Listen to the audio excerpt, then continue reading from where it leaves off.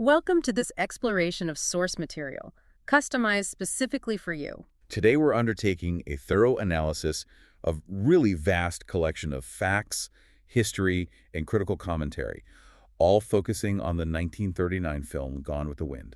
Right. And our mission here isn't really to talk about the story itself. It's more about pulling out the most compelling details around its production, its huge cultural impact, the controversies, and, why it's still such a powerful fixture in conversation, even 85 years later. Exactly. We're going to be looking at the extraordinary industrial forces involved, the very complex racial politics embedded in the film, and of course the casting challenges that became Hollywood legend. It's really an examination of a film that is just fundamentally linked to American history, for better or for worse. Okay, let's unpack this, starting with the sheer audacity of just making this movie in the first place. Well, the first thing to understand is that the initial reaction in Hollywood wasn't excitement. It was deep skepticism. Right, nobody wanted to touch it at first. Not at all.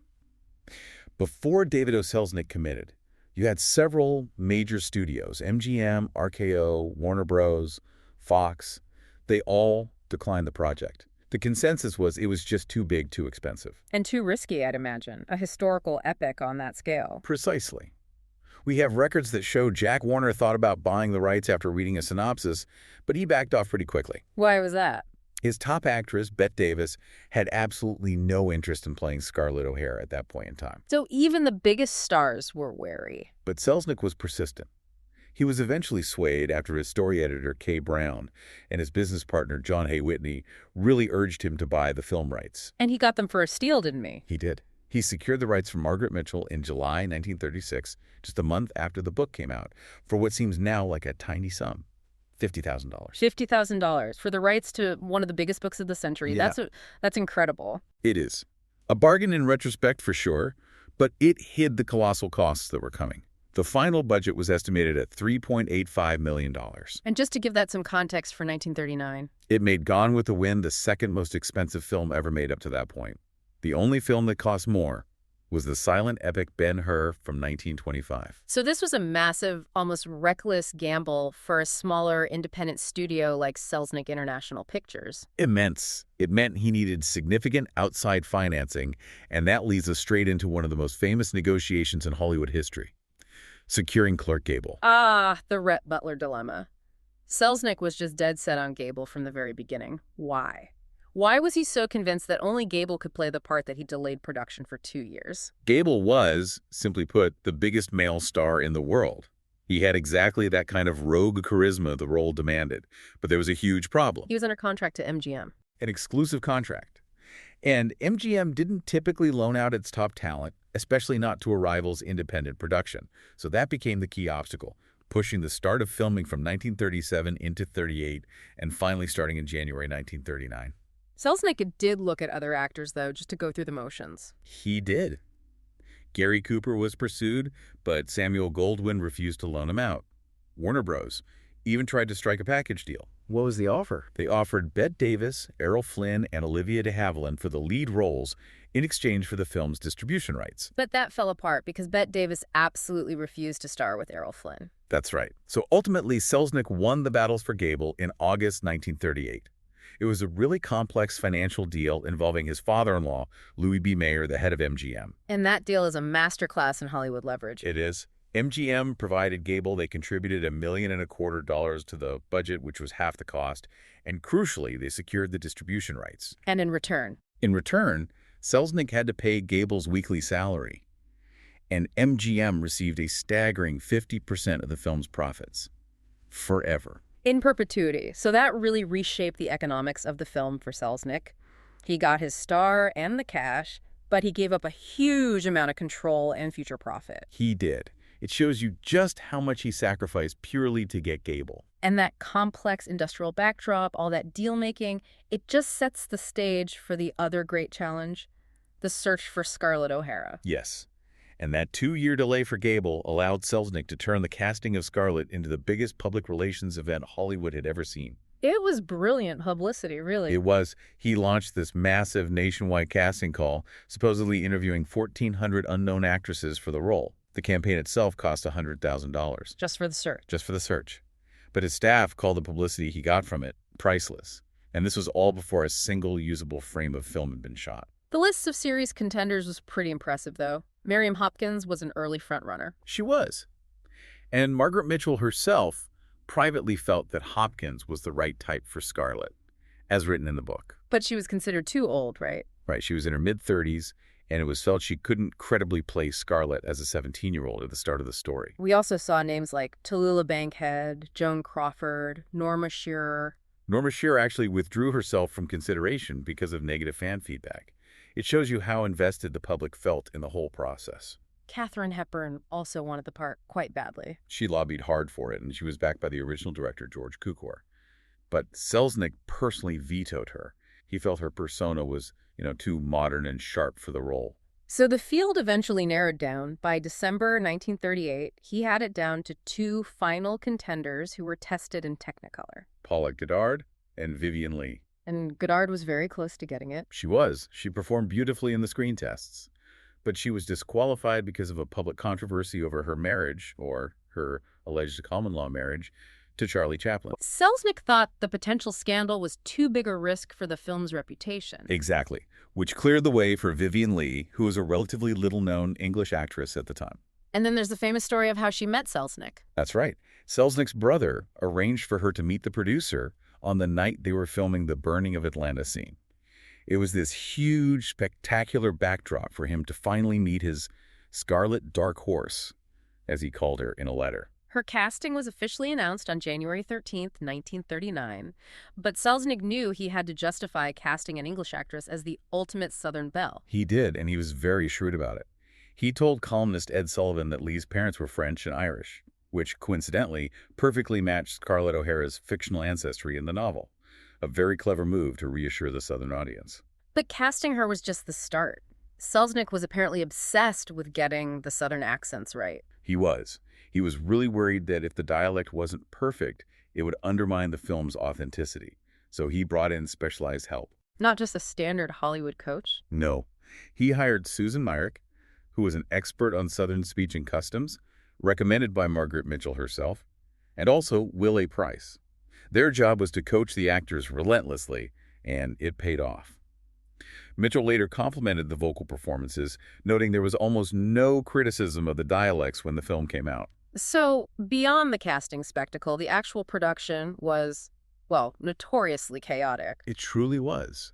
Principal photography ran from January to July 1939, with post-production dragging on until November. And the director situation was a mess from the start. George Cukor, who'd spent almost 2 years in pre-production, was fired. Fired after less than 3 weeks of shooting. He and Selznick disagreed on the pacing and the script. There are also reports that Clark Gable felt uncomfortable with Cukor, who was known as a women's director. But the actresses, Vivien Leigh and Olivia de Havilland, were incredibly loyal to him. They were. They were reportedly so upset that they went to Selznick's office in full costume to beg him to change his mind. And Cukor's influence continued, didn't it? Even after he was fired. It did. He secretly kept coaching Leigh and de Havilland, sometimes late at night, long after he was off the payroll. So Cukor was replaced by Victor Fleming, who had to be pulled off directing The Wizard of Oz at MGM. But the shoot was so grueling it wore him down too. He left temporarily due to exhaustion. And Selznick had to bring in Sam Wood to cover for him. Right. So in the end, Cukor had filmed for 18 days, Fleming for 93, and Wood for 24. A revolving door of directors. And the screenplay was just as much of a nightmare.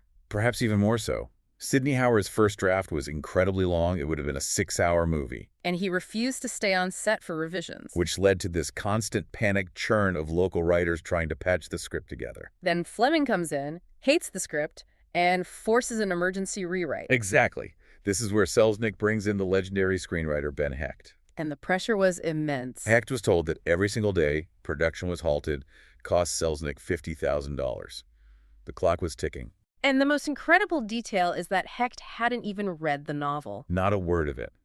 So for 7 straight days, Hecht, Selznick, and Fleming locked themselves away. Selznick and Fleming acted out scenes from the original script, and Hecht just typed. Fueled only by bananas and salted peanuts, as the story goes. That's the legend. And he successfully rewrote the entire first half of the script under that insane pressure. Despite all that chaos with so many writers, Sidney Howard got the sole screen credit. He did, but it was awarded posthumously. He tragically died in a tractor accident before the film's premiere. It's just a production marked by relentless ambition, casting battles, and a revolving door of creatives. And somehow, out of that chaos came not just a movie, but a series of remarkable technical milestones. That's right. The first thing audiences noticed was just the sheer size of the film. Its running time. It clocks in at 221 minutes, just for the film itself. But the whole theatrical experience was even longer. If you include the overture, the intermission, the entr'acte, the exit music, Yeah. you're looking at nearly 4 hours. Up to 238 minutes, which made it the longest American sound film ever made at that point. And it might still hold the record for the longest Best Picture winner, depending on how you count those musical cues against a film like Lawrence of Arabia. But the most famous technical hurdle wasn't the length, it was about a single word. This is where it gets really interesting in terms of Hollywood history and censorship. We're talking about Rhett Butler's closing line. Frankly, my dear, I don't give a damn. That line caused a huge crisis for the Hays office, which governed the very strict production code. The word damn was forbidden. There's a legend that Selznick was fined $5,000 for using it. The reality is actually more dramatic. The Motion Picture Association Board realized they couldn't release the biggest movie of the year with its most famous line changed or bleeped out. So instead of fighting Selznick, they caved. They did. On November 1st, 1939, just weeks before the premiere, they passed a specific amendment to the production code. An amendment just for this film. Essentially, yes. It permitted the use of hell or damn only when it was essential and required for portrayal in proper historical context, or a quotation from a literary work. That cleared the line for release. It's a clear case of a single film forcing a change in Hollywood censorship rules. Beyond the language, it was a huge leap forward visually, being shot in Technicolor. It was. The 3-strip color process was still relatively new and expensive. Its success led to it being the very first color film to win the Oscar for Best Picture. And it also got a special honorary award just for its use of color. Yes, for outstanding achievement in the use of color for the enhancement of dramatic mood. The colors were absolutely key to the spectacle. And the music was just as ambitious. Max Steiner's score. Selznick convinced Warner Bros. To lend him Steiner, who then spent 12 weeks on the score, the longest he'd ever spent on a project. And the score itself is massive, over 2.5 hours of music. It was so much work that he needed 5 different orchestrators to help get it done on time. The music itself is really interesting. It relies heavily on folk and patriotic tunes from the era. Yes, tunes like Dixie and Marching Through Georgia. And it's notable that there are specific love themes for Ashley and Melanie and for Scarlett's passion for Ashley. But not for Scarlett and Rhett. No, there's no specific Scarlett and Rhett love theme. The central musical motif is Tara's theme, which represents the land, the O'Hara plantation. So the emotional anchor of the music is her connection to Tara, not her romance with Rhett. Precisely. And that theme was so enduring it was later turned into the popular song My Own True Love. And of course, the costumes. Walter Plunkett's designs are iconic. He had the huge task of bringing those famous dresses from the book to life in Technicolor. He blended historical 1860s sources with a more streamlined 1930s Hollywood aesthetic. So he reduced some of the volume and ruffles for cleaner lines that would look better on camera? Exactly. It made the film look grand, but still contemporary enough to have mass appeal. All of these technical achievements combined to make the release less of a premiere and more of a national cultural event. The premiere in Atlanta on December 15th, 1939, it really was something else. It was. An estimated 300,000 people attended. The governor of Georgia declared it a state holiday. A state holiday for a movie premiere. And people lined the streets for 7 miles just to see the Stars procession. Former President Jimmy Carter later called it the biggest event to happen in the South in my lifetime. But there were some key absences. Leslie Howard, who played Ashley, was back in England because of the war. And Victor Fleming, the main director, didn't attend because of a fallout with Selznick. But the most significant absence, the one that is so critical to understanding the film's painful legacy, was Hattie McDaniel and the other black cast members. That's right. Hattie McDaniel, who gave a phenomenal performance as Mammy, was prohibited from attending the segregated Atlanta premiere. Georgia's Jim Crow laws prevented her from sitting with her white colleagues. And Clark Gable was furious about it. He was. He threatened to boycott the entire event in protest. But Hattie McDaniel persuaded him to attend. She was worried a boycott might damage the film and her own career. It's just a stark, painful example of the reality of segregation, even at the height of Hollywood glamour. And that injustice continued right into her greatest professional triumph a few months later. At the Academy Awards. She won the Oscar for Best Supporting Actress, the first African-American ever to win an Academy Award. Wait. But at the ceremony, she and her escort were racially segregated.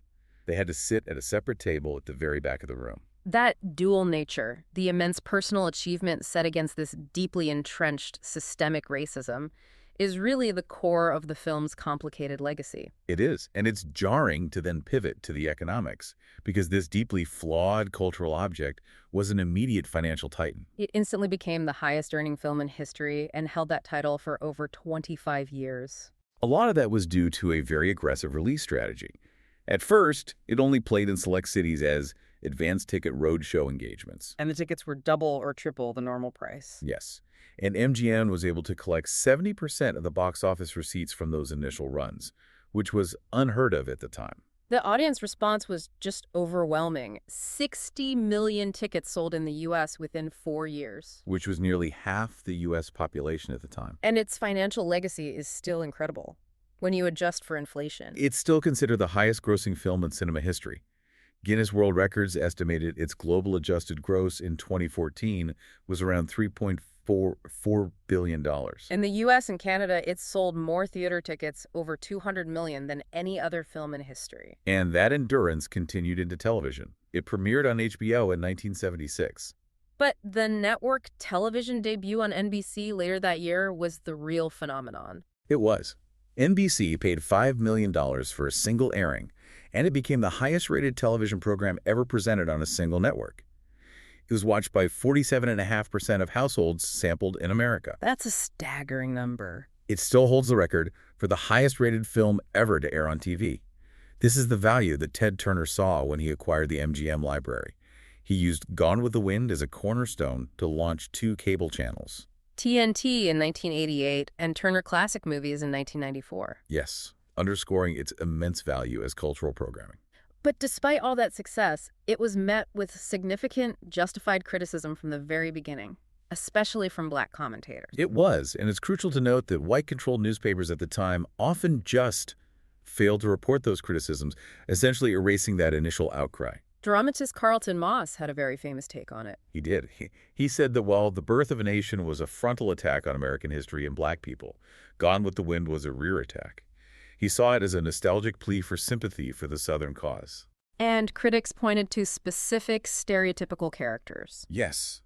Pork was portrayed as shiftless and dull-witted, Prissy as indolent and irresponsible, and Big Sam as showing a radiant acceptance of slavery. Even Mammy, for all of Hattie McDaniel's talent, falls into the damaging Mammy trope, the devoted servant whose only purpose is caring for the white family. The poet Melvin B. Tolson had maybe the most insightful critique. He said that Birth of a Nation was such a bare-faced lie anyone could see through it, but Gone with the Wind is such a subtle lie that it will be swallowed as truth by millions of whites and blacks alike. That really gets to the heart of its power and its danger. It does.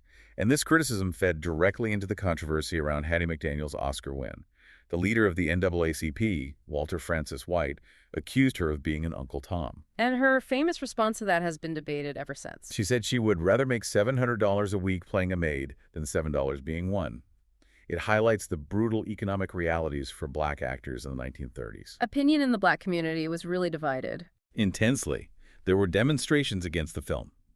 Malcolm X recalled feeling deeply humiliated by Butterfly McQueen's portrayal of Prissy. At the same time, some did praise McDaniel's performance for the warmth and wit she brought to the role. The most significant academic criticism, though, is its promotion of the lost cause of the Confederacy myth. This is a crucial concept. The lost cause myth basically claims the Confederacy fought nobly for states' rights, and that slavery was a benevolent institution that cared for happy, content slaves. The film promotes this view relentlessly. And its depiction of the Reconstruction era is particularly problematic. Very. It shows freedmen as ignorant and easily manipulated by corrupt officials, unprepared for freedom. It's a narrative that was used for decades to justify the oppression of black citizens. It is important, though, to acknowledge that the filmmakers, specifically Selznick, did try to mitigate some of the novel's most extreme racism. He did. He consciously excised all references to the Ku Klux Klan from the vigilante raid sequence. His own memo said he wanted to avoid an unintentional advertisement for intolerant societies in these fascist-ridden times. So they just call it a political meeting in the film. And there's an even more strategic revision in the shantytown scene where Scarlett is attacked. In a novel, the attacker was a black man. But Selznick changed that for the film. He did. In the film, the attacker is a white man, while a black man just restrains the horse. Selznick's own words were that this made the black character little more than a spectator. It was a calculated move to neutralize the black rapist trope, which had been used to justify lynchings. So even while upholding the lost cause myth, he was actively navigating the political tensions of 1939. He was. But despite those changes, modern critics still overwhelmingly characterize the film as undeniably racist and a powerful perpetuator of historical myths. And as we move into the later 20th century, the critical view of the film itself as a piece of art also began to shift. It did. Many critics started to feel it was badly written, with flowery dialogue, and that it lacked the artistic integrity of a true cinematic masterpiece. Richard Schickel argued it had limited rewatch value. The influential critic Andrew Saras had a famous line about it. He said it emerged steaming from the crowded kitchen, meaning it felt more like a product of industrial effort, a producer's film, rather than a singular artistic vision. But its popular appeal never really faded. Critic Judith Kriest called it the best and most durable piece of popular entertainment to have come off the Hollywood assembly lines. Right. And its cultural potency has led to major controversies over its availability in the modern era. Like in 2017, when it was pulled from a 34-year annual run at a theater in Memphis. But the most high-profile case was the HBO Max removal in June 2020. This was after an op-ed by screenwriter John Ridley argued the film gives cover to those who falsely claim that clinging to the iconography of the plantation era is a matter of heritage, not hate. The response was immediate. HBO Max pulled it, stating it was a product of its time that depicted prejudices that were wrong then and are wrong today. But its removal sparked a huge debate about censorship. And the commercial effect was incredible. It was. The film, which was decades old, shot to the top of the Amazon and iTunes sales charts. People rushed to buy a copy because they feared it was being hidden away. When it returned to HBO Max, it came back with a new introduction. Yes, by the scholar Jacqueline Stewart. She called the film a prime text for examining expressions of white supremacy in popular culture. And she argued it needs to remain in circulation for analysis and discussion so we can understand that history. The film still remains politically potent today. It does. In 2020, President Trump criticized the Oscars for giving Best Picture to Parasite, saying Gone with the Wind was more deserving, which sparked a huge backlash. It just shows that 80 years later, it still carries this divisive political weight. We do need to turn now to a sequence in the film that is one of the most condemned scenes in cinema history, one that depicts what we now legally define as marital rape. And we have to approach this with the seriousness it deserves. We do. Our focus here is on the critical analysis of the cultural harm this depiction caused. The scene in question is the one on the staircase where Rhett, who has been drinking, kisses Scarlett against her will. He ignores her resistance and carries the struggling Scarlett upstairs to the bedroom. And it's the film's handling of the aftermath that has drawn such immense and lasting criticism. The next morning, Scarlett appears not traumatized, but glowing with barely suppressed sexual satisfaction. Rhett offers a confused apology and a divorce, which she rejects because she seems content. The critical consensus is that this scene tragically combined romance and sexual violence, making them indistinguishable. And in doing so, it reinforced a deeply harmful cultural notion. A very dangerous one. The idea that women secretly enjoy forced sex, and that this is an acceptable, even passionate way for a husband to treat his wife. Film critic Molly Haskell noted that for many women viewers at the time, fantasies about the scene revolved around romance based on the harmful assumption that Scarlett actually wanted Rhett to take that violent initiative. The whole sequence is a powerful example of how the cultural framework of the time, where marital violence was often dismissed or romanticized, could be translated to the screen, validating harmful power dynamics for decades. So despite all these controversies and critiques, the film still stands as one of the most celebrated in industry history. The institutional recognition is just immense. It won 10 Academy Awards, 8 competitive, 2 honorary from 13 nominations, which was a record at the time. And the American Film Institute has repeatedly recognized its status. ranking at number 4 on its original 100 Greatest Movies list in 1998 and number 6 in 2007.